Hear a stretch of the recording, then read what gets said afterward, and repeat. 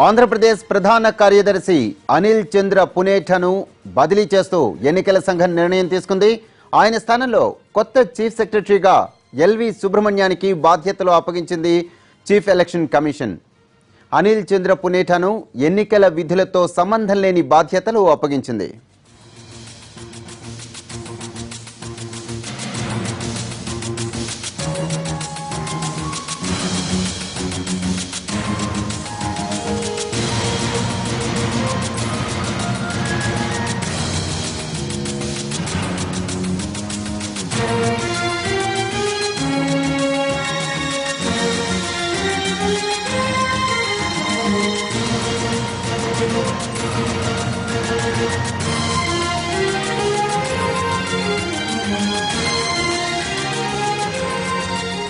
ఆంధ్రప్రదేశ్ ప్రధాన కార్యదర్శి అనిల్ చంద్ర పునేఠను బదిలీ చేస్తూ ఎన్నికల సంఘం నిర్ణయం తీసుకుంది.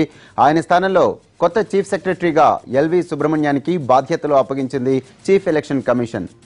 అనిల్ చంద్ర పునేఠకు ఎన్నికల విధులతో సంబంధం లేని బాధ్యతలు అప్పగించింది.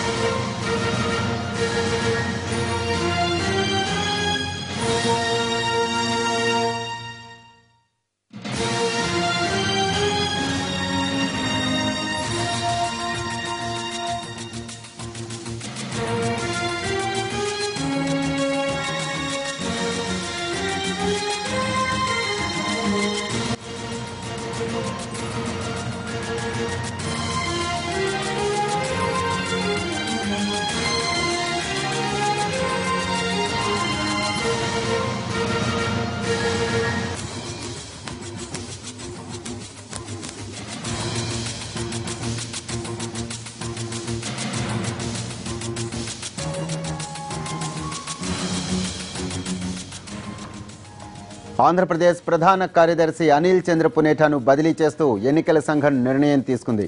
ఆయన స్థానంలో కొత్త చీఫ్ సెక్రటరీగా ఎల్వి సుబ్రహ్మణ్యానికి బాధ్యతలు అప్పగించింది chief election commission. Anil Chandra పునేఠకు ఎన్నికల విధులతో సంబంధం లేని బాధ్యతలు అప్పగించింది.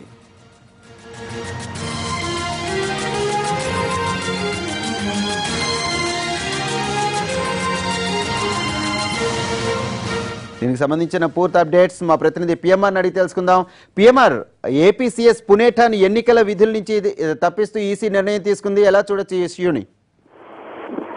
అంటే దీనికి ఇంటెలిజెన్స్ డీజీ వ్యవహారానికి సంబంధించి బదిలీ జరిగినప్పుడు జరిగిన ఈసీ వర్సెస్ ఏపీ సర్కార్ యుద్ధం ఏదైతే జరిగిందో ఆ నేపథ్యంలోనే అనిల్ చంద్ర పునేఠకు సంబంధించిన బదిలీని చేస్తూ ఈసీ ఒక కీలకమైన నిర్ణయాన్ని, ఒక సీరియస్ డెసిషన్ తీసుకున్నట్లుగా ప్రచారం అయితే ప్రభుత్వ వర్గాల్లో పెద్ద ఎత్తున ప్రచారం జరుగుతుంది. సో దీనికి సంబంధించి గత కొన్ని రోజులుగా, 1-2 రోజులుగా ఎప్పుడైతే ఇంటెలిజెన్స్ డీజీ వ్యవహారానికి సంబంధించి, అలాగే ఒక 2 ఐపీఎస్ అధికారులకు సంబంధించి శ్రీకాకుళం, కడప జిల్లాలకు సంబంధించిన ఎస్పీలకు సంబంధించిన బదిలీ జరిగిందో దాని మీద పెద్ద ఎత్తున తెలుగుదేశం పార్టీ పరంగానే కాకుండా ప్రభుత్వ పరంగా కూడా ఈసీ నిర్ణయాన్ని ధిక్కరిస్తున్న విధంగానే కొంత ప్రభుత్వం ఈసీతో ఢీకొన్న పరిస్థితులు ఉన్నాయి. సో అప్పట్లో జరిగిన సంఘటనలను బేస్ చేసుకుని కొంత పోటాపోటీగా జీవోలు ఇవ్వడం, ఈ జీవోలను బేస్ చేసుకుని ఇంటెలిజెన్స్ డీజీ నియామకం బదిలీ సీఎస్ ఏదైతే బదిలీ చేస్తూ ఆదేశాలు జారీ చేసిందో అది చెల్లదన్నట్లుగా అప్పట్లో ప్రభుత్వం దీనికి సంబంధించిన జీవోలన్నింటినీ కూడా పునేఠ దగ్గరుండి ఇవన్నీ చేయడంతో ఈ నేపథ్యంలో కొంత ఈసీ కూడా ఈ మొత్తం వ్యవహారాన్ని సీరియస్ గా పరిగణిస్తున్నట్టుగా ప్రచారం ఉంది. సో దీంట్లో భాగంగానే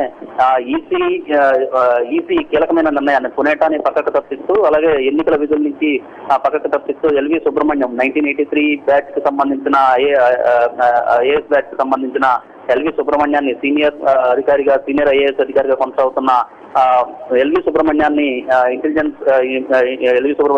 చీఫ్ సెక్రటరీగా నియమిస్తూ ఈసీ ఆదేశాలు జారీ చేసింది. దీంట్లో భాగంగానే రేపు ఉదయం 10:30 గంటల తర్వాత ఎల్వి సుబ్రహ్మణ్యం సీఎస్ గా బాధ్యతలు కూడా స్వీకరించబోతున్నట్లుగా మనకు సమాచారం ఉంది. ఏదైనా కానీ ప్రస్తుతం జరుగుతున్న పరిణామాలు, ఒకవైపు డీజీ వ్యవహారానికి సంబంధించి, ఇంటెలిజెన్స్ డీజీ వ్యవహారానికి సంబంధించి, అలాగే 2 ఎస్పీలకు సంబంధించిన వ్యవహారం ఇప్పుడిప్పుడే సద్దుమణుగుతూ జరుగుతూ ఉన్న నేపథ్యంలో తాజాగా మళ్ళీ పునేటాని బదిలీ చేస్తూ ఈసీ ఈ నిర్ణయం తీసుకోవడం అనేది కొంత ప్రకంపనలు ప్రభుత్వ వర్గాల్లో అలాగే ప్రస్తుతం రాజకీయ వర్గాల్లో కూడా ప్రకంపనలు సృష్టించే విధంగా మరొకసారి చర్చనీయాంశం అయ్యే సూచనలు అయితే చాలా స్పష్టంగా కనిపిస్తున్నాయి వరప్రసాద్.